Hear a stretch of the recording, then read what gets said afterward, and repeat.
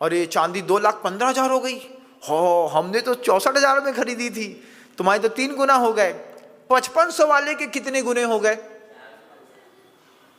आप सोचिए। 5500 रुपए किलो की चांदी 13 किलो कल खुली आई, तो हमने उससे पूछा अब इस 13 किलो का क्या करना है, तो वो कहते हैं आप जैसा बोलो। हमने कहा तुम अपने 5500 का हिसाब से पैसे ले लो, बाकी चांदी छोड़ दो। तो बड़े उससे सहजता में आकर के कहते हैं महाराज श्री, जब ये चांदी 13 किलो मिली थी, उसी वक्त हमने सोच लिया था कि आधी चांदी जो है वो हम आचार्य सिंह जी के समाधि केंद्र में दान देंगे। अब वो तो उन्होंने कहा कि आधी चांदी समाधि केंद्र में दान देंगे, हमने उनको प्रेरणा दी, और आप क्या सोचते हैं, हमने उनको सिर्फ 1 किलो चांदी दी, और उन्हीं से 12 किलो चांदी के दान की घोषणा हमने आचार्य सिंह के समाधि केंद्र पे करा दी। और खुशी खुशी वो बोले हाँ महाराज जी, मैं अभी जा रहा हूँ, जाते साथ वहीं पर दे करके और अपना सौभाग्य प्राप्त करके आ जाऊंगा। जीवन का इससे अच्छा कोई सौभाग्य नहीं हो सकता। आपके जीवन में जो अनाप शनाप पुण्य फला है, आपको क्या पता कौन सी कर्म प्रकृतियां कैसी काम कर रही हैं। गुरु जी कहते हैं, उस प्रवचन में चल रही थी वो बात कि जिसके साथ व्यसन करते हो उसके साथ एक बार स्वाध्याय कर लो, किसी भी एक ग्रंथ का नियम लो। जिसके साथ हमने हजारों बार गुटखा खाया है, हजारों बार शराब पी है, हम दोनों बैठ करके एक बार स्वाध्याय करेंगे। एक बार पिता पुत्र के बीच में स्वाध्याय हो, एक बार माँ और बेटी के बीच में एक स्वाध्याय हो, एक स्वाध्याय 2 जिगरी दोस्तों के बीच में हो, एक स्वाध्याय पिता और पुत्र के बीच में हो, एक स्वाध्याय गुरु और शिष्य के बीच में हो। अगर घर के अंदर इस तरीके के स्वाध्याय की एक परंपरा भी बनी ना, तो गुरु को सिखाने में बहुत ज्यादा मेहनत नहीं करनी पड़ेगी। मैं घर में था, मुझे मेरे पिताजी अध्यात्म अमृत कलश सिखाते थे, क्योंकि वो उधर वाली विचारधारा उनकी अलग थी। अलग विचारधारा में वो कहते थे स्वाध्याय किया करो।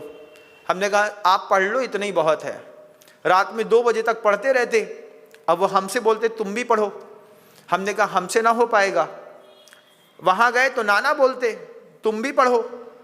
हमने कहा हमसे ना हो पाएगा, तो नाना तो लोभ देते थे, 10 कारिकाएं याद कर लो, हम तुमको मनाली घुमा के लाएंगे। मनाली घूमने के चक्कर में नाना ने कुछ कारिकाएं अध्यात्म अमृत कलश की याद करा दी। जैसी 10 याद करा दी तो वो फ्रीडम फाइटर थे, तो वो मनाली लेकर के चले गए। 4 दिन मनाली घूम करके चले आए। हमने कहा अच्छा सौदा है, गाथा याद करो, कश्मीर घूम लो, गाथा याद करो, मनाली घूम लो, गाथा याद करो, कहीं और घूम करके चले आओ, गाथा याद कर लो, कहीं और टूर में चले जाओ। हमने कहा बहुत अच्छा सौदा है। लेकिन आज सोचता हूं उनकी याद कराई हुई गाथाएं जो धार्मिक बनकर के उन्होंने सिखाया, आज मेरे जीवन में काम आ रही है। आ रही है कि नहीं? आ रही है महाराज। ये धन है। जब हाथ की संपत्ति चली जाती है उस वक्त भी दिमाग की संपत्ति आपका साथ देती है। लेकिन आप अपने पुत्र को सब देते हैं, लेकिन संरक्षित करने के लिए एक भी स्वाध्याय का एक शब्द नहीं दिया होगा। आगम का दान अपने पुत्र को, अपनी पुत्री को अपने मुख से करिए। बेटा अपन दोनों मिलकर के इष्टोपदेश ग्रंथ का पाठ करेंगे।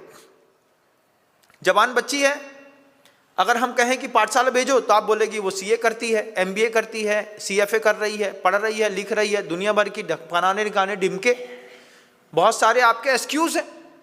तो आप इतना तो करो कि घर के अंदर माँ अपनी ही बच्ची से कहे अपन दोनों मिलकर के इष्टोपदेश का स्वाध्याय सिर्फ पाठ करना है। बस 50 कारिकाएं हैं। आप यूट्यूब खोल लीजिए, यूट्यूब में कोई भी एक साधु का उसका उच्चारण चालू कर लीजिए, कोई बॉक्स में लगा लीजिए, और दोनों जन मिलकर के 1 महीने तक इष्टोपदेश, 1 महीने तक पिता और पुत्र मिलकर के समाधि तंत्र की कारिकाएं, कोई स्वयंभू स्तोत्र, कोई व्यक्ति चाहे तो भक्तांबर स्तोत्र, कोई कल्याण मंदिर, कोई तत्वार सूत्र। लेकिन इतनी विशाल संपत्ति जब आप अपने पुत्र को दे रहे हैं, जब आप इतना वैभव अपने पुत्र के लिए इकट्ठा कर रहे हैं, तो क्या ये प्रवाहमान जिन धर्म की संपत्ति देना आपका हक नहीं है? क्या इसके बारे में कभी आपने सोचा? नहीं सोचा महाराज।